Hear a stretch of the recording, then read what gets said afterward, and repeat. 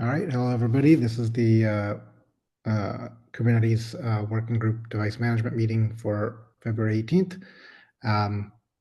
Let's get started. I will display the agenda. And I see I wrote 9 a.m. instead of 8:30 because. Okay. Okay. For one, I just wanted to raise and give a little bit of a shout out to everybody. Like, great job. We got a lot of things KEPs accepted and merged before the enhancements freeze, which means there's a lot of work in the next month and a half or so. But yeah, we should have some great features coming up. I don't know if anybody wanted to review any of these in detail, but basically,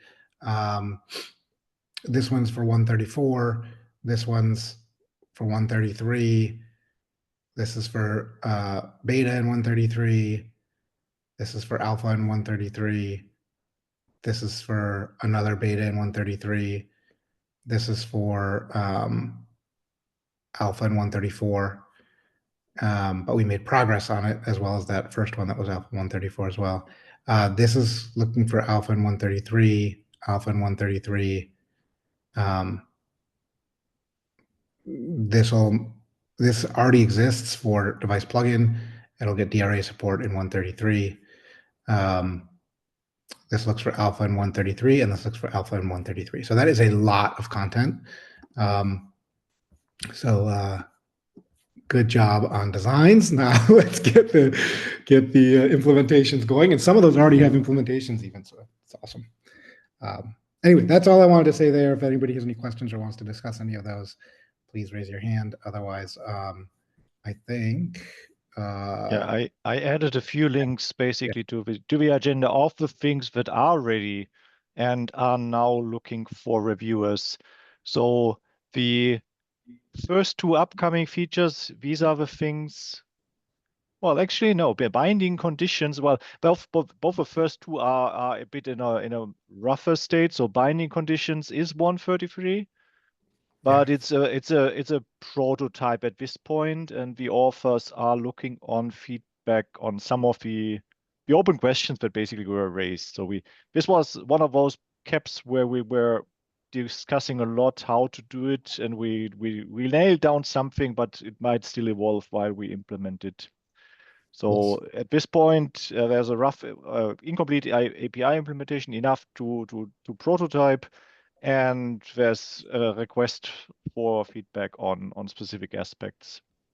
And the dynamic provisioning, that is the one that we discussed in the Asia-friendly meeting last week. Some of our feedback has been incorporated into that enhancement pull request. So it's a slightly redesigned API now, I think. And again, asking for feedback. It was raised this morning on our Slack, but Pang can't be here because it's just not a good time for her. So she basically asked me to forward this to this meeting here so that people are aware that this is making progress. And okay, sounds good. The next bullet items ready for review is these are actually PRs that are ready, that would be merged. I think with admin access, there's one missing test perhaps, but everything else should be finished. Prioritized alternatives also should be complete. Seamless driver upgrade, that's mine. I know that there may be some additional work, but the concept is complete, and I'm currently hoping to get feedback from Signode how they want to handle this, because it is something that also affects device plugins. But my current PR is focusing just on doing it properly for DRA. So I was kind of hoping to get feedback from Signode. Otherwise, I'll do the missing pieces, and we can just decide on our own that this is how we want to do it for DRA. Yeah. I'm just moving. you're shuffling things around. Yeah. And I think the last one was from Morten. The admin control device. Well, yes, there is one from John Hoon for the admin control device attributes that I'm building on, but this is really just really rough. I don't think we should pull in more people at this point. Okay. John and I are discussing it, and we know that there's some more work needed, but we'll Okay. get to that. Yeah, and I think the last one that I haven't really described is, did I miss anything? Prioritized alternatives, I think. Oh, no, I talked about that. So yeah, that's it at this moment. So yeah, we are starting with the implementation work now. Yeah. Okay. That's our whole agenda. I don't like the last week was rather last week or two were pretty intense. So I don't think there's new topics to raise. Is there anything anybody wants to discuss?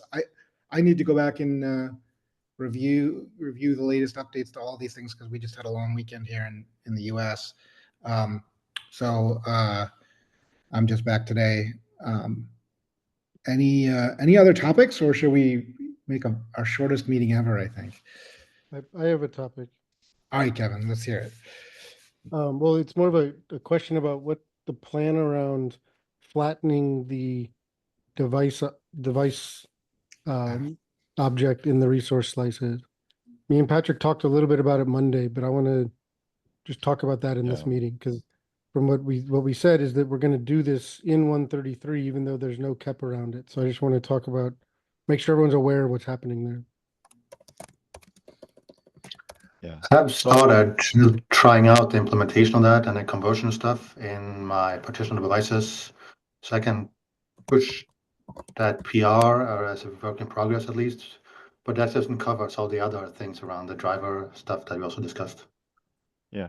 So just to recap all the discussions that have been going on, we were planning to do a V1 beta 2, I think originally for the prioritized alternatives. We wanted to turn the request into a proper one-off with one field level indirection also for the normal case where we currently have light fields. And then we started discussing the same thing or same aspect in a sense for the resource slice and how devices are described. There we do have a one-off, and John suggested to simplify the API and just have a device structure with all the fields that may or may not be relevant for a device. Some of them will be alpha because we are just right now adding them. So we will have a structure with some V1 beta fields and some alpha fields alongside it. And the API design in Kubernetes is such that an API server where this feature is disabled needs to strip all the fields related to a feature-gated feature. That then means that a driver publishing, say, a composite device, and the same is true also for V1 beta 1, but the failure behavior is a bit different. So the DRA driver publishes a device, fields get stripped, and then the scheduler, as a consumer of that information, will see in V1 beta 1 an empty structure because we were using a one-off, and that's kind of fine. It knows that this device is not something that it can handle, so it doesn't do anything wrong. If we flatten the device structure, the scheduler would see a device and it would only have fields that were in 132. And it would treat it like a basic device and do probably the wrong allocation and not do the advanced stuff that it's supposed to do. So the failure scenario is a bit worse. We came up with one plan, and that plan is currently such that the driver, when it publishes a more complex device, and the same applies in a sense also to, I think, the binding conditions. Binding conditions are also something that we are adding to that structure. So if the driver tries to publish such a device, it gets the actual object back. It then can see that some fields were stripped that are supposed to be there, and it can then decide to not publish that device. Basically, it needs to do another update, removing that device from the resource slice over a short time. There is a risk that the scheduler does something wrong with that device, but ultimately the driver knows that it just can't use that field, this aspect, these more complex devices in the cluster, and everything should be more or less fine, except that this feature, of course, doesn't work. And then Kevin suggested that this is something that we should expose to the driver. So this is something internal in our driver helper package, basically just client-side logic where we say, okay, I got something complex from my caller. The helper code detects that it can't publish that. It informs the caller, and then the caller may do some higher level application logic saying, okay, well, I can't do complex composite devices. Let's fall back to simpler basic devices, but we need to figure out what the Go API for that would be and whether it may even make sense, because we then have a problem that we also need to detect how to go back to publishing more complex devices again. So it becomes a bit tricky to keep track what is actually available in the cluster. Yeah, John? So I commented, I think, last week on the doc. We can actually create a special reserved type that nobody would ever schedule that exercises all features. It's like a Kubernetes.io device type, and then reads it back and provides a return value saying, here are all the feature gates available to the driver. So, and that can run periodically so that when the control plane upgrades, you actually can detect, oh, okay, now this is available. Now during an HA upgrade, you could end up with or during a rollout in an HA system, you could end up with some API servers having it enabled and some not, but I think we just have to live with that. But I think that can separate it from the driver having to do it itself, and we can kind of keep that in our code. I think that's similar, Yeah. Patrick, to what I suggested on Monday too. I had said, look up the version of the API server, but this seems more robust. Instead of looking up the version of the API server, you're asking the API server, what features do you support? And then you get that list. Version doesn't help because it might be a recent version just with the feature disabled. You can't detect that based on the version. Yeah. Basically doing a trial resource slice is doable. It does have the downside that this resource slice shows up, is visible to the user. Yes. At least for a short while. So it's not perfect. The best solution would be to fix the Open API spec, that it accurately describes what is really supported in the server. I think that's a deficiency in our API server that really should be fixed.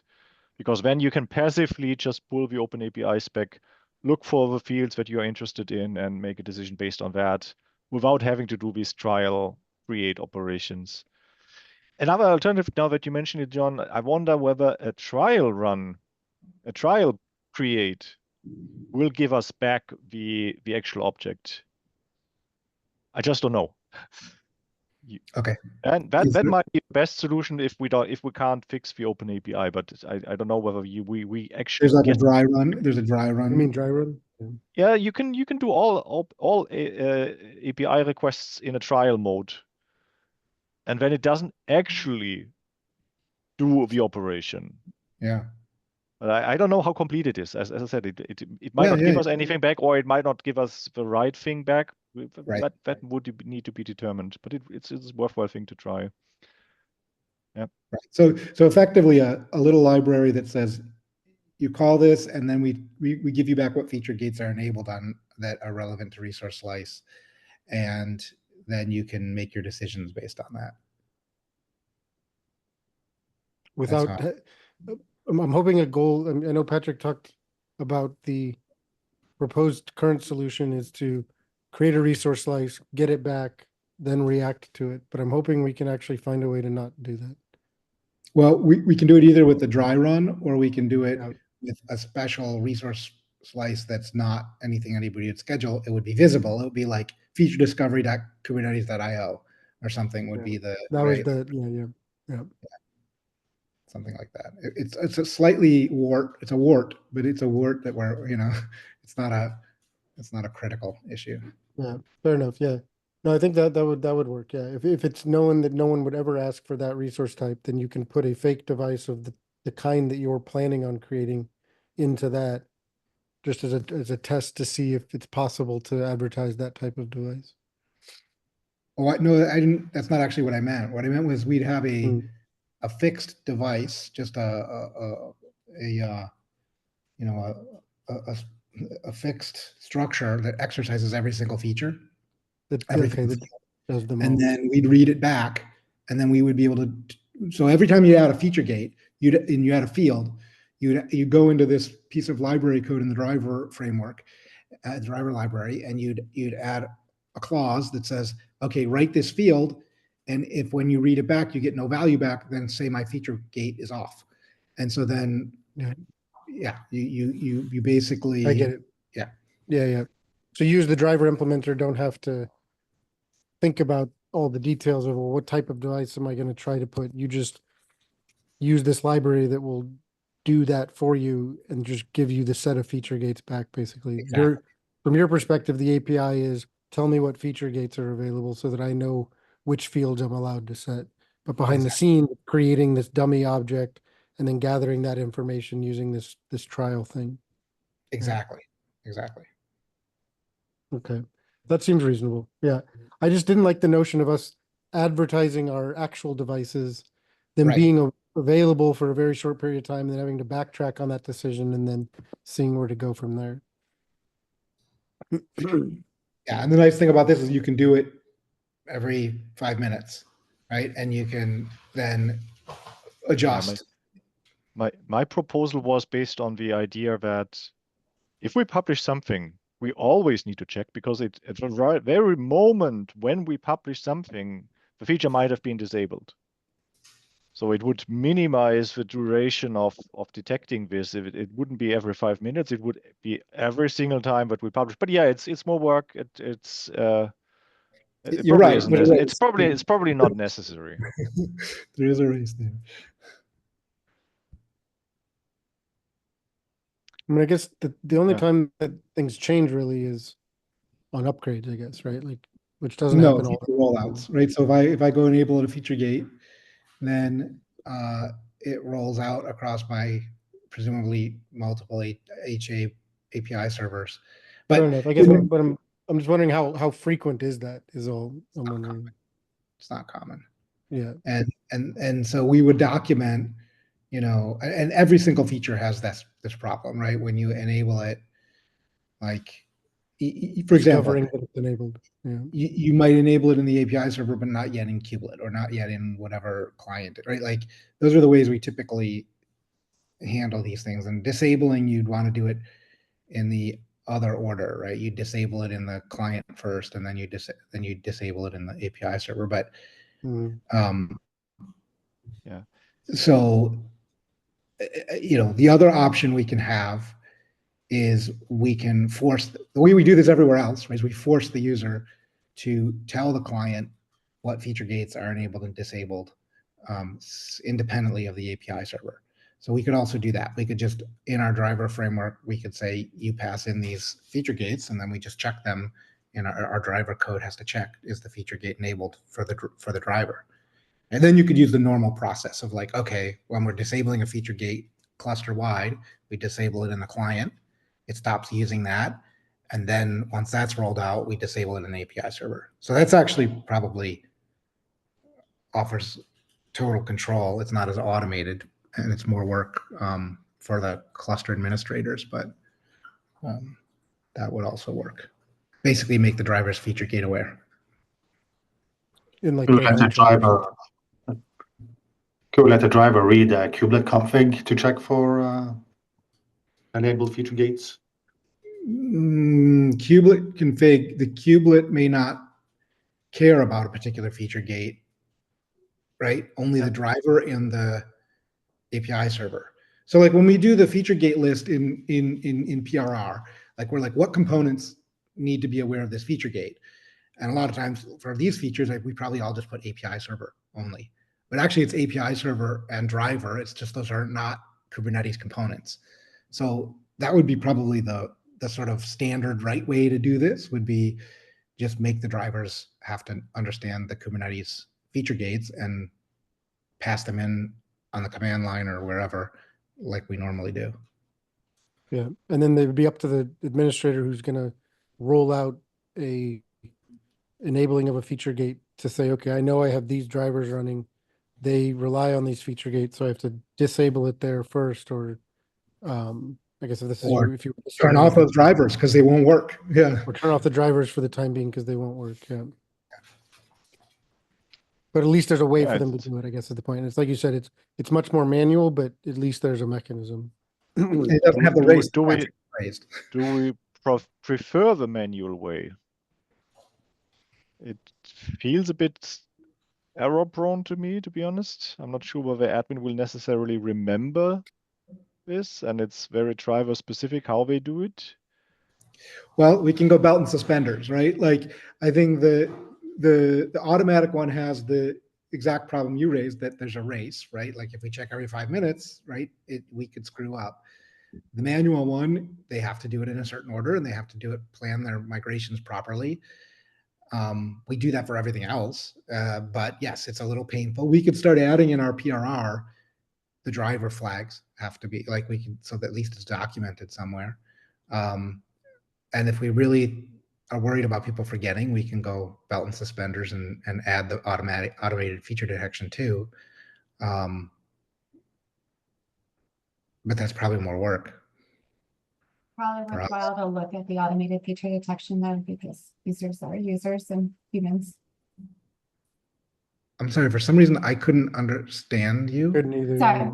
Users are humans, so having automated feature detection is probably helpful, but maybe later.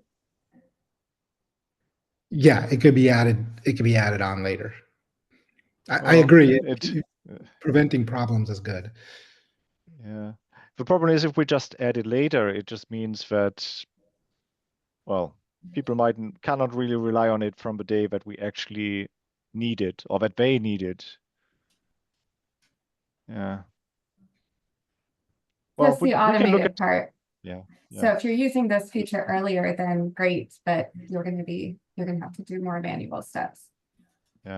Well, we're adding now things that will be alpha, so perhaps it's fine for alpha, but I think for beta we probably, I'm just guessing. I think we want the second line of defense in addition to the manual API server, manual feature gates. But yeah, we can look at the implementation. I don't mind working on this. It should be doable. So we can look at how ugly this Go API will be, how ugly the implementation is, and then decide. Okay. Yeah. If the dry run stuff works, then the automatic ones becomes quite good, I think, because then we could dry run everything and just check without actually creating anything that is inconsistent. So Yeah. if that works, that would be pretty good. Yeah. Okay. Yeah. All right. That was a really good topic. Thank you, Kevin. My head is in. I was out of the game for 3 days and I forgot everything. Any other topics to raise? One more. Yeah. Okay. Yeah. no, I you should got have time. written it in the agenda, but I'm thinking of it as we're talking. You got the Um, time. There was the question that came up on Slack about potential adding of tolerations to so Oh. in GKE, you guys automatically add taints to nodes that have GPUs on them, and then you automatically add tolerations to workloads that have the nvidia.com/GPU type or resource request in them. And the Mhm. question came up, what are we going to do once we support DRA and GKE? Because there's no way to consistently detect that you're asking for GPUs via DRA. And so these tolerations aren't added automatically. And at least as of right now, if you're prototyping with DRA and GKE, you have to manually add these tolerations to your pods because they're not automatically being added by whatever. I guess you guys probably have an admission hook that adds this or something. And And so the question was, what is the right way to do this? If you can't do it today, at least what's the right way to do this long term?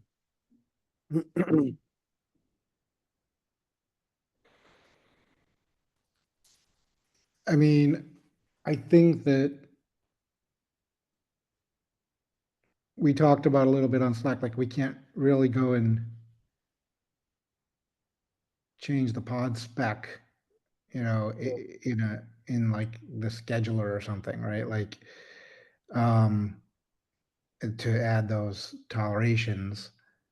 I mean, my proposal, and again, I haven't thought through in detail, so there could be some flaws with it, but if there was a way to, in a device class, say that you wanted specific tolerations to be added on a pod that referenced this resource claim, you wouldn't want to modify the tolerations section of the pod.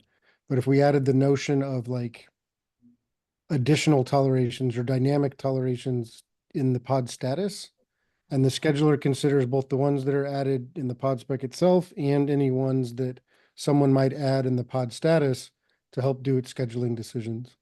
Something like So- that, something like that Right, might so work. like in the, I'm just thinking about, so we have every single request has a pod, has a device class. It's required. So that should be theoretically possible. In the prioritized alternatives one, it gets trickier because I haven't looked at the details of, does that not have a device class per? it does, but you might have different sub-request? tolerations for different prioritized lists.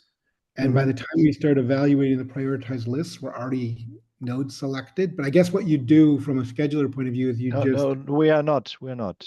The scheduler is still picking nodes, so we are filtering.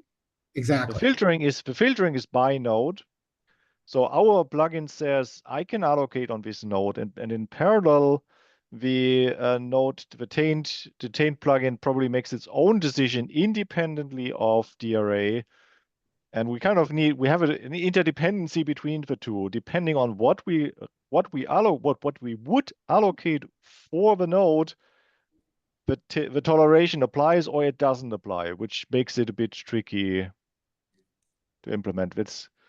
It might have to be actually something that gets implemented entirely in the dynamic resource plugin, perhaps, instead of relying on traditional node taints. But then again, we want the traditional node taints to apply for the non-DRA pods. I really don't know what a good solution would be. Yeah, because we want to widen the possible set of nodes before we get to the dynamic plugin, because so it would have to be like earlier. Dominic has a question or a comment. Right. So I think we also are introducing taints and tolerations on the array resources. So cannot we put toleration on the device? So the idea here is that in GKE anyway, we don't want non-GPU workloads to get scheduled to GPU machines because they're expensive.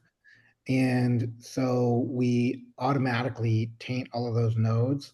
And so then when a user, we don't want users to have to worry about that. So when a user makes a request in their limits, or their requests or limits for a GPU extended resource, we're like, oh, we know you're looking for that. So we'll add this toleration in a webhook. And what we're saying is with DRA, that webhook would have to dig into the resource claim. And I guess the webhook could still do that. It could dig into the resource claim and just add tolerations for all the possible device classes that might surface. Well, the admission webhook has the problem that the device classes and the resource claims might not exist yet. So it would have to be a controller. Yep. It might have to be a controller that permanently monitors the pods and the claims and classes to figure out whether this particular pod now is asking for something that would allow it to run on the node. Yeah, John, the problem is you admit the pod even if the resource claim is not created yet. You don't block the admission because that resource claim that you're referencing might not be there yet. And Got not it. even a resource claim May not be. template.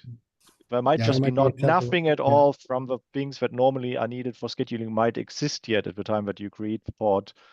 And you still want to let it go through because Well- most things might get added later. Interestingly, I asked the team because we're looking at the TPU. And I'm like, so do we have this same problem for TPU? And they're like, no, we don't taint those nodes. So maybe we just stop doing that. Like, I don't know. Or we make people do it manually. That's a GKE question, not a Kubernetes question. But it's a nice behavior right now, right? Like, Yeah, because you repel workloads from those nodes that don't actually ask for GPUs, and it's automatic without the user having to think about it. yeah, which is nice. We could potentially do like a webhook that detects the resource claim and then add like a scheduling readiness gate and then have a controller that then can fix things and then clear the scheduling readiness to make sure that we avoid a race of it getting scheduled before the controller can fix things. Yeah, it's a lot of latency adding Yeah. scheduling gates and controllers that manage taints and tolerations rather. Yeah. My hope is we make scheduling simpler at the end of the day. I'm sorry, you What for was some that? reason your microphone's not good or something. It's really hard to understand you. Yeah, I'll just be louder.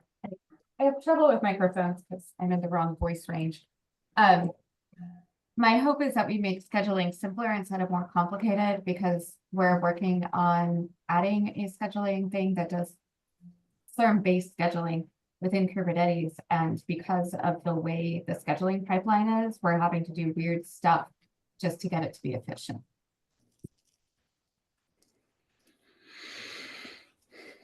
Yeah. Yeah, so cross dependencies between plugins is not simpler. Yeah. I don't think you guys are alone though, GKE, I mean, in doing this automatic Probably. toleration addition. Yeah.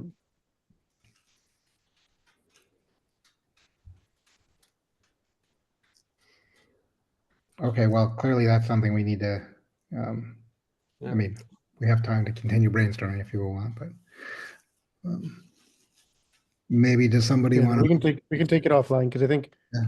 all the ideas we've had so far we threw out there. So I'm still not. I need to look at what the limitation is with what I proposed, but I believe you guys that it makes it more complicated in the in where it would need to consider this. But I just haven't looked at the code myself. Have we ever thought about using dollars as a scoring function? How much Using your what, pod sorry? would- using dollars as a scoring function, so you can compute how much resources your pod is burning.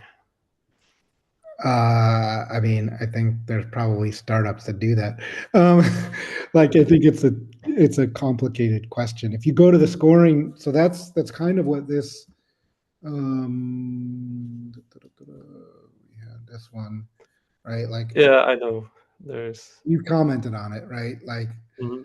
yeah, right. You're right. Like, if you have a GPU node sitting there idle and and you can evict the pods that get scheduled to them, why not use them while nobody else is using them? But Sure, yeah. but the more resources you waste in terms you are not using them, you are either more prone for preemption, Exactly. Yeah. things like that. That's the ultimate right solution is right to know the priorities of your workloads and the costs and score and bump things that are lower priority off the machine when something higher priority needs it. But Marlo? Hi, there's a green reviews group over in the CNCF Environmental Sustainability tab that specifically goes to measuring power use for each workload that's based on Kepler. So you might go look at what they have and then go from there. I'm not sure we're going to solve something that complicated in this area. Yeah. And I can send you information if you're interested. Sure, go ahead and just add it to the agenda if it's relevant. So it's kind of like, well, that's one metric, right? Like you could do it on any metric or a combination of metrics. Okay, yeah, so that's an idea that I think if folks have some thoughts about to summarize or to recap what that is often, or certainly in GKE, and we think other places probably too, GPU nodes or nodes with specialized devices get taints on them. Users then either need to manually add a toleration to their pods, but there are times when we can look at the pod spec and we can determine that, oh, the user wants to use those.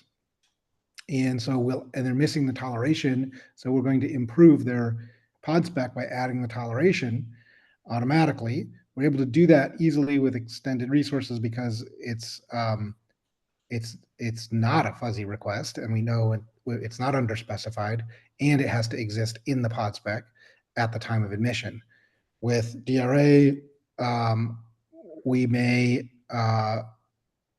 resolve to different device classes based upon different circumstances, like with the prioritized list, right? There's some variability, and on top of that, we also do not require that the resource claims exist and the device classes exist at the time of admission. So we can't really rely 100% on an admission webhook to do this. And so are there other ideas we can determine, say, at the time of scheduling or at another time in the life cycle, that this toleration is missing, that there's an inconsistency effectively in their pod spec, that they're asking for a device, but they're not putting the toleration required to get that device on their pod spec. If we can determine that automatically and so avoid the users shooting themselves in the foot, we'd like to do that. But we don't have any stellar ideas for it yet. Yep, that's a good summary. Any other topics?